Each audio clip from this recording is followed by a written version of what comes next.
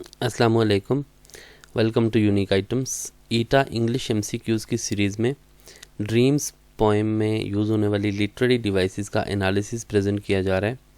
अगर आप चैनल पे पहली दफ़ा आएँ तो सब्सक्राइब कर लें ताकि मज़ीद वीडियोस भी आपको इजीली मिल जाएं।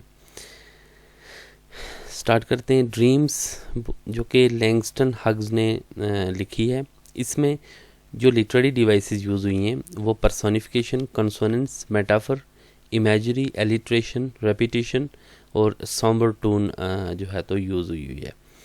पहले इस पोएम को पढ़ लेते हैं। Hold fast to dreams, for if dreams die, life is a broken winged bird that can not fly. Hold fast to dreams, for when dreams go, life is a barren field frozen with snow. ये poem है, तो इसका analysis करते हैं और उसके बाद आपको मैं बताता हूँ कि लिटरेरी डिवाइसेस कैसे और कहाँ पे यूज़ हुई हैं।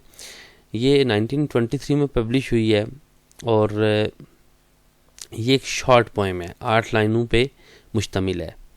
तो इसमें बहुत स्ट्रॉन्ग इमेजरी और स्ट्रॉन्ग मैसेज लैंगस्टन हग्स ने दी है।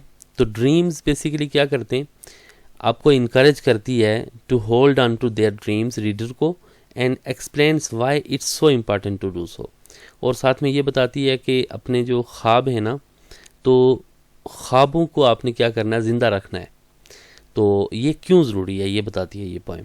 थोड़ी सी हम इसकी जनरल समरी देख लेते हैं कि जस्ट इसमें 2 क्वाट्रेन्स हैं। क्वाट्रेन क्या होती है, क्वाट्रेन जो है ना, एक स्टेंजा जो है ना, स्टेंजा 4 लाइन्स, उसको क्वाट्रेन बोला जाता है। तो ये पोएम जो ड्रीम है इसमें 2 क्वाट्रेन्स हैं।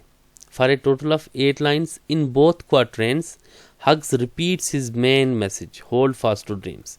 तो इसमें बार बार वो दोनों में क्या कहता है कि होल्ड फास्ट टू ड्रीम्स, अपने ख्वाबों को आप क्या करें कि ज़िंदा रखें उनको। बाय ड्रीम्स हग्स मीन्स बिगर गोल्स, एस्पिरेशंस। यहाँ पे ड्रीम्स का क्या मतलब है, अब and a person and hopes for a persons life rather than dreams at night. यहाँ पे रात को जो आप सोते हुए ख्वाब देखते हैं वो यहाँ पे मतलब नहीं है, बल्कि बड़े बड़े आपके गोल्स हैं, एस्पिरेशंस हैं और होप्स हैं।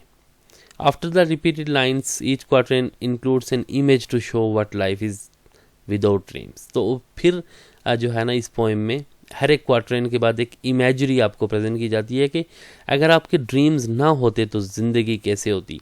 कि broken wing bird that can not fly, आपकी ज़िंदगी क्या होती, एक ऐसे परिंदे की मानी जो कि जिसके क्या ब्रोकन विंग्ड हैं, यानी कि जिसके पंख टूटे हुए, या फिर अ barren field frozen with snow, एक ऐसा खेत है जो कि बंजर है और फिर बिल्कुल जमा हुआ है बर्फ़ के साथ, यानी उसमें कुछ उग नहीं सकता। इट मीन्स कि लाइफ विदाउट ड्रीम्स क्या है, बिल्कुल बेकार है।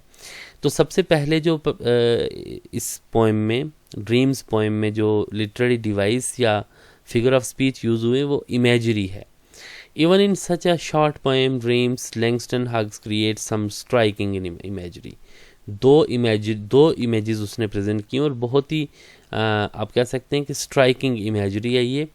एक तो ये है ना, अ broken winged bird that can not fly. ये देखें आप, जो ब्रोकन विंग्ड, जिसके पर टूटे होते हैं तो वो उड़ नहीं सकता। तो ये लाइफ को कह रहा है ना। अ barren field frozen with snow, यहाँ पे कुछ उग नहीं सकता। तो यहाँ पे इमेजरी आपको वो प्रेजेंट कर रहा है। आप ये जब ये पढ़ते हैं ना कि life without dreams would be a broken wing bird that can not fly, या अ बैरन फील्ड्स फ्रोजन विद स्नो, तो आपको ये चीज़ें नज़र आती हैं, आपके माइंड में ये पिक्चर्स बन रही हैं।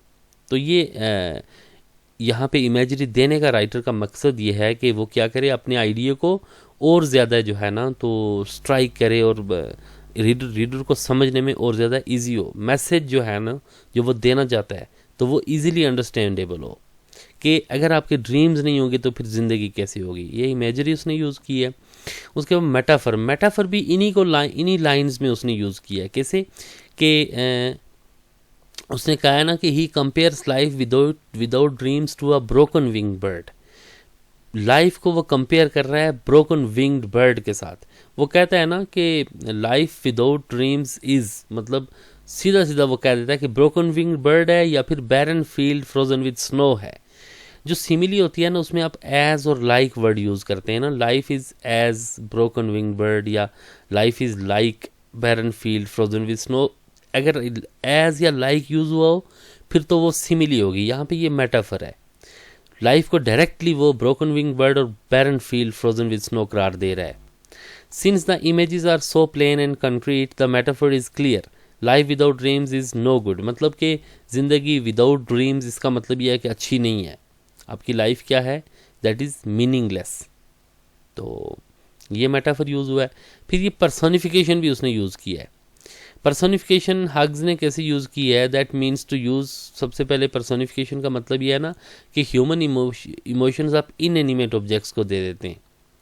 तो he has use personification twice. यहाँ पे देखें ना कि फॉर इफ ड्रीम्स डाई, तो जो आपकी एनिमेट चीज़ें होती हैं ना, जिंदा चीज़ें, वो मरती हैं। तो ड्रीम्स तो यहाँ पे डाई के सेंस में ये समझ आ रहा है कि कोई चलने फिरने वाली चीज़ है। फॉर व्हेन ड्रीम्स गो, यहाँ पे भी आपको ऐसे लग रहा है कि ड्रीम्स क्या है, ऐसी चीज़ है कि ड्रीम्स गो मतलब कि वो ख़त्म हो जाते हैं, यानी कि मर जाते हैं। ठीक है, here dreams are personified as animate objects. Repetition भी उसने यूज़ की हुई है। Hughes repeats the lines hold fast to dreams. 2 दफ़ा ये वर्ड ये यूज़ कर रहा है, ये line, at the beginning of each quatrain. हर एक जो क्वार्ट्रेन है ना उसके स्टार्ट में ये कह रहा है। तो रेपिटेशन राइटर्स जो है ना वो मुख्तलिफ वजूहात की बिना पे यूज़ करते हैं। मसलन कोई स्पेसिफिक अटेंशन किसी आइडिया पे आप देना चाहते हैं, तो यहाँ पे तो यही मतलब है ना कि आपने अपने ख्वाबों को क्या करना है, ज़िंदा रखना है, होल्ड फास्ट। आपने उनको क्या करना, छोड़ना नहीं है। ठीक है, पकड़ के रखना है आपने।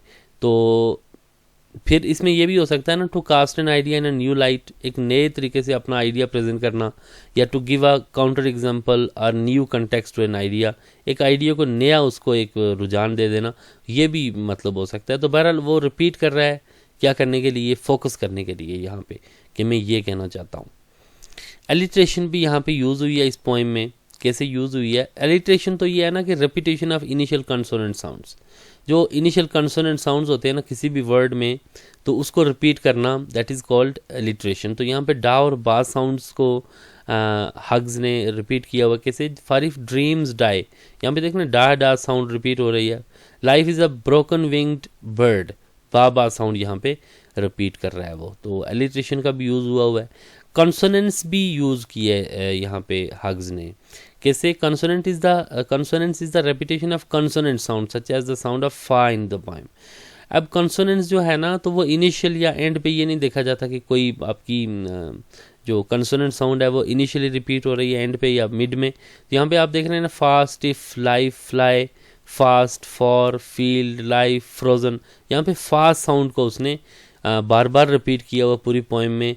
तो ये कंसोनेंट्स कहते हैं इसको, कि आप क्या करते हैं जब में रिपीट करते हैं कंसोनेंट साउंड को, तो उसको आप कंसोनेंट्स बोलते हैं। तो इस पोएम में आप एटीट्यूड या टोन आप देख सकते हैं कि overall tone is fairly sombre, यानी कि क्या है कि सैड टोन है राइटर की, due to Hughes depressing images, क्योंकि डिप्रेसिंग उसने इमेजेस दी हुई हैं। कि यहाँ पे ना ब्रोकन विंग बर्ड भी और बैरन फील्ड भी दोनों क्या हैं, डिप्रेस कर रही हैं, यानी कि सैड इमेजेस हैं, क्या हैं, होपलेसनेस को शो करती हैं। मतलब कि वो एक तो वो कहता है ना कि आप होप को ज़िंदा रखें, ड्रीम्स को अगर नहीं रखेंगे तो फिर क्या है, लाइफ आपकी बिल्कुल बेकार हो जाएगी, life will be broken wing, और फिर क्या है कि बैरन फील्ड की तरह हो जाएगी। तो ये लिटरेरी डिवाइसेस हग्स ने अपनी इस पोएम में यूज़ की हैं। उम्मीद है आपको इस लेक्चर से कुछ नई चीज़ें लाजमी मिली होंगी। बहुत शुक्रिया देखने के लिए। फिर आपसे बहुत जल्द मुलाकात होगी, तब तक के लिए अपना ख्याल रखें। अल्लाह हाफिज़।